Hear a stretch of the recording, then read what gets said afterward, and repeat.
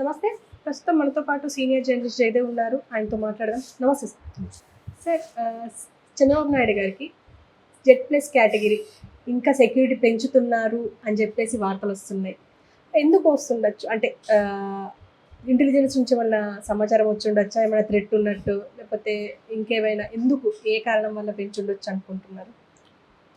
ఒకటి మీరన్నట్టు థ్రెట్, ఇబ్బందికర పరిస్థితులు. ఎందుకంటే రేపు కౌంటింగ్ హడావిడిగా ఏవైనా జరగచ్చు, కొంతమంది తట్టుకోలేక అక్కసుతో ఆవేశంగా ఏదైనా చేయొచ్చు. రెండోది ఆయనే వస్తాడు కాబట్టి ఒక ముఖ్యమంత్రి హోదాలో ప్రతిపక్ష నేతగా ఉండేది వేరు, ముఖ్యమంత్రికి కాబోయే ముఖ్యమంత్రికి ఉండేది వేరు కాబట్టి అలా అయినా అయ్యుండొచ్చు. కాకపోతే ఎందుకంటే రకరకాలుగా వార్తలు వస్తున్నాయి. మొన్న ఆయన అమెరికా వెళ్ళినప్పుడు కూడా కొంతమంది వైసీపీ నేతలు ఆయన ఎక్కడికి వెళ్ళారో చెప్పాలి. నిజంగా దుబాయ్ వెళ్ళి అమెరికా వెళ్ళాడా, అమెరికా డైరెక్ట్గా వెళ్ళాడా, లేదంటే నల్లధనాన్ని దాచుకోవడానికి అమెరికా వెళ్ళారా, మా నాయకుడు జగన్మోహన్ రెడ్డి ఎక్కడికి వెళ్ళారు, ఎన్ని రోజుల క్యాంపు, ఎప్పుడు వస్తున్నారు, అన్ని డీటెయిల్గా చెప్పాము. బట్ మీరు అలా చెప్పట్లేదంటే మీకు ఏదో ఇది ఉంది అని రకరకాలుగా.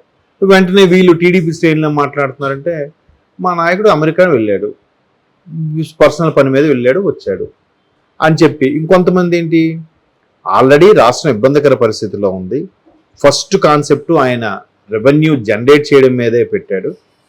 సో ఆల్రెడీ రాష్ట్రం అప్పుల్లో కూరుకుపోయిన నేపథ్యంలో కేవలం పథకాలకే పెట్టి అభివృద్ధి కానీ, ఉద్యోగం సంబంధించి కానీ, మరే ఇతర వాటి మీద అంటే వాటర్ ప్రాజెక్ట్స్ కానీ, వ్యవసాయం సంబంధించి కానీ దేని మీద కూడా దృష్టి పెట్టలేదు. కాబట్టి వాటన్నిటికీ అవసరమైన ఫండ్స్ వాటన్నిటికీ అవ్వాలి, లేదంటే ఎన్ఆర్ఐల ద్వారా ఇక్కడ కంపెనీలు పెట్టించడం, వాళ్ళందరినీ ముందుగానే ప్రమాణ స్వీకారానికి ఆహ్వానిస్తూనే మీరు వచ్చి పెట్టుబడి పెట్టాలి అనే ఉద్దేశంలో ఆయన అక్కడికి వెళ్ళి కలిశారని, గ్రౌండ్ వర్క్ ఎప్పటి నుంచే స్టార్ట్ చేసుకున్నారన్నట్టు కూడా టీడీపీ ఏం చెప్తున్నారు.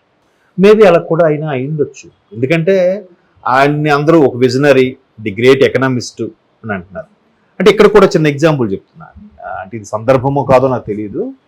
ఇంతకుముందు ఒక మన ప్రముఖ నాయకులు చెప్పారు, బీజేపీకి చెందిన నాయకులు ఒక ఆయన, ఏపీకి చెందిన వ్యక్తి. ఆయన అంటే ఇప్పుడు ఏపీ ఎన్నికల కోడ్ అమల్లో వచ్చిన తర్వాత బీజేపీతో పొత్తులో భాగంగా వీళ్ళకి కొన్ని మంచిగా ఫేవర్గా జరిగాయని వైసీపీ వాళ్ళు దుమ్మెత్తిపోస్తున్నారు.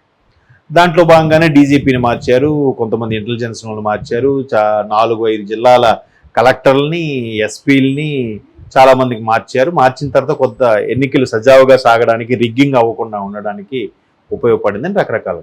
మరి ఎంతమందిని మార్చుతున్నారు, సిఎస్ ఎందుకు మార్చలేదు అనేది ఒక ప్రశ్న చేస్తే ఆయన ఏం చెప్పారంటే, ఆ నాయకుడు మీకు అదేనండి సిబిఎన్ గారు స్ట్రాటజీ అలాగే ఉంటుంది, ఎంతమంది మార్చినా సిఎస్ గారు మార్చితే ఎట్లాగా, రేపొద్దున ప్రభుత్వం వచ్చిన తర్వాత ఈ సిఎస్ గారి ద్వారానే మ్యాక్సిమం అన్ని శాఖలకు కూడా నిధులు మళ్ళడం గట్రా అయి ఉంటుంది. మేబీ సిఎస్ గారిని మార్చాలని ప్రపోజల్ పెట్టకపోయి ఉంటారు. సిఎస్ గారి మీద కంప్లైంట్ వెళ్ళినా కూడా బలవంతం చేయకపోవడానికి సిబిఎన్ గారి స్ట్రాటజీ బహుశా అది అయ్యుండొచ్చు. ఎందుకంటే ఆ నిధులు మళ్లించడం, ఎక్కడ అవకతవకలు జరిగాయి, ఎక్కడ ఏది ఉంది ఏంటి అన్నీ కూడా సిఎస్ గారి త్రూ జరుగుతాయి, అంతే కదా. సిఎస్ అంటే స్టేట్ అడ్మినిస్ట్రేషన్ అంతా కూడా ఆయన ఆధ్వర్యంలో, ఆయన చేతిలో ఉంటుంది. సో ప్రభుత్వం మారిన తర్వాత సిబిఎన్ గారు సీఎం అయిన తర్వాత అప్పుడు ఆయన ద్వారా ఏంటేంటి జరిగాయి, ఎక్కడెక్కడ అవకతవకలు జరిగాయి, ఎక్కడెక్కడ ఏ నిధులకు సంబంధించి ఏం వెళ్ళింది, ఎదుదారి మళ్ళింది, దేన్ని ఎక్కడ దాచిపెట్టారు, దేన్ని ఎక్కడ ఎట్లా సద్వినియోగపరిచారు, ఇవన్నింటినీ కూడా మళ్ళీ డీటెయిల్స్ లెక్కలు తెలియాలంటే ఈయన ఉండాలండి. బహుశా అందుకు ఈయన మీద సిబిఎన్ గారు ఒత్తిడి తేకపోయి ఉంటారు ఎలక్షన్ కమిషన్కి, ఈయన ఇటువంటి వ్యక్తిని మార్చాలని. మిగతా కొంతమంది మార్చినా ఈయన మార్చపోవడానికి అయ్యుండొచ్చు. ఈయన గ్రేట్ ఎకనామిస్ట్ అండి సిబిఎన్ గారు, చిన్నా చితక వ్యక్తి కాదు ఆయన. సో అట్లాగా ప్రతిదీ కూడా ఇంత వయసులో కూడా యాక్టివ్గా తిరగడం. ఇప్పుడు ప్రతిపక్ష అక్కడ ప్రభుత్వం ముఖ్యమంత్రిగా ఉన్న జగన్మోహన్ రెడ్డి గారు రోజుకి 2-3 సభలు పెడుతుంటే ఈయన కూడా ఈ వయసులో కూడా 2-3 సభలు, ఈయన వయసు అయిపోయిందని కామెంట్స్. బట్ ఈయన ఆ చైతన్య రథం పైకి ఎక్కుతున్నాడుగా, వారాహి రథం పైకి ఎక్కుతున్నాడుగా. మెట్లు ఎక్కలేకపోతే ఇంకెక్కలేదంటే మెల్లిగా ఆ గతంలో ఎవరు కరుణానిధి గారిని ఎట్లాగే ట్రాలీ మీద తీసుకెళ్లేవారు, ఆయన ఎక్కడ కూడా లిఫ్ట్ చేసి పెట్టేవారు. అలా ఏం చేయట్లేదుగా, ఆయన పైన ఆయనే చేసుకుంటున్నాడు. ఆయన హుషారుగా తిరుగుతున్నాడు, 3-4 సభల్లో మాట్లాడుతున్నాడు. మొన్న మంచి ఎండలు, అంత ఎండల్లో కూడా గొంతు చించుకొని మాట్లాడటం, విమర్శించడం ఇవన్నీ చేస్తున్నారుగా. సో ఆయనే వస్తారనే నేపథ్యంలో సెక్యూరిటీ భద్రత పెంచారు అనేది కూడా ఒక వాదం ఉంది. మరోవైపు వైసీపీ వాళ్ళు కూడా ఏమంటున్నారు, జగన్మోహన్ రెడ్డి సీఎం, ఆల్రెడీ వైజాగ్లో ఏర్పాట్లు జరిగిపోతున్నాయి, ఆయన ఎవరో ఒక యాంకర్ ఉంటారు, కొట్టండి చప్పట్లు, వెయ్యండి ఏలలు అని ఏవో రకరకాలుగా. రేపు ఉదయం 10-11 కల్లా ఈ కొట్టండి చప్పట్లు ఏవో తెలిసిపోతాయి, క్లారిటీ ఉంటుంది. మేబీ ఈయన నిజంగా కొట్టడం అవుతుందో లేదంటే చంద్రబాబు కోసం కొట్టడం అవుతుందో క్లారిటీ వస్తుంది. ఎందుకంటే ఎప్పుడైతే ఆయన అరెస్ట్ అయ్యాడో సానుభూతి పెరిగింది, టీడీపీ జనసేన కలిసిపోవడానికి అది మార్గం సుగమమైంది. అప్పుడు ఇందాక ముందు ఎన్డీటీ ఇండియా టుడే కానీ అలాగే ఆర్టీవీ అనే డిజిటల్ ఛానల్ ఉంది, వాళ్ళు రవిప్రకాష్ గారికి సంబంధించి వాళ్ళు ఇచ్చిన ఎగ్జిట్ పోల్స్ కూడా ఏం చెప్తున్నాయి, కేవలం కూటమికి ఇమేజ్ పెరగడానికి ప్రధాన కారణం చంద్రబాబు గారి అరెస్టు. దాని తర్వాత కూటమిలో ప్రతిదీ కూడా ఒక హైప్ వచ్చేసింది. ఒక్కసారి సైలెంట్గా ఉన్న శ్రేణులన్నీ కూడా బాగా హైపర్ యాక్టివేట్ అయిపోయాయి టీడీపీ శ్రేణులు. తర్వాత ల్యాండ్ యాక్ట్ ఒకటి ఇష్యూ వచ్చింది, అది ప్రభుత్వం మా పత్రాలు మేము మా ల్యాండ్ మేము అమ్ముకోవాలన్నా ప్రభుత్వ పర్మిషన్ తీసుకోవాలా, మా పత్రాలను వాళ్ళ దగ్గర ఉంటాయా అంటే మేబీ అది యాక్ట్ అలా కాకపోవచ్చు, బట్ అది ఆ అపోహలోకి వెళ్ళడం కూడా మైనస్ అవ్వడం.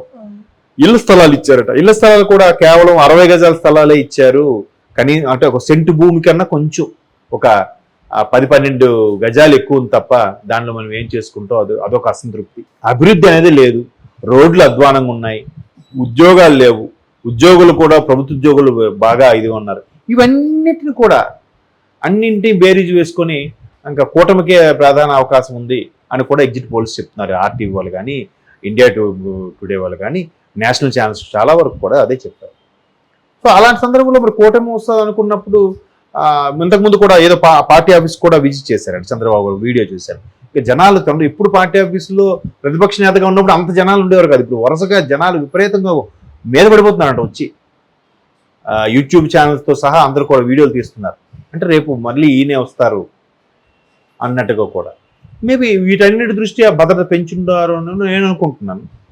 దాన్ని ఏ శ్రేణులకు సంబంధించిన వాళ్ళు పాజిటివ్గా చెప్పుకుంటారు కదా, అట్లా. ఇంకో వైసీపీ వాళ్ళు కూడా ఇలా అనొచ్చు, ఎలాగ మేము వస్తాం కాబట్టి ఇంకా చంద్రబాబుని బతకనివ్వరా మా కార్యకర్తలు, అందుకే ఆయన భద్రత పెంచాము మేమే అని కూడా చెప్పుకోవచ్చు. ఎవరి వెర్షన్ వాళ్ళది, చూద్దాం ఏదైనా. మేబీ అలా కూడా అయినా అయిండొచ్చు, ఎందుకంటే ఆయన్ని అందరూ ఒక విజనరీ, ది గ్రేట్ ఎకనామిస్ట్ అని అంటున్నారు. అంటే ఇక్కడ కూడా చిన్న ఎగ్జాంపుల్ చెప్తున్నా, అంటే ఇది సందర్భమో కాదో నాకు తెలియదు. ఇంతకుముందు ఒక మన ప్రముఖ నాయకులు చెప్పారు, బీజేపీకి చెందిన నాయకులు ఒక ఆయన, ఏపీకి చెందిన వ్యక్తి. ఆయన అంటే ఇప్పుడు ఏపీ ఎన్నికల కోడ్ అమల్లో వచ్చిన తర్వాత బీజేపీతో పొత్తులో భాగంగా వీళ్ళకి కొన్ని మంచిగా ఫేవర్గా జరిగాయని వైసీపీ వాళ్ళు దుమ్మెత్తిపోస్తున్నారు.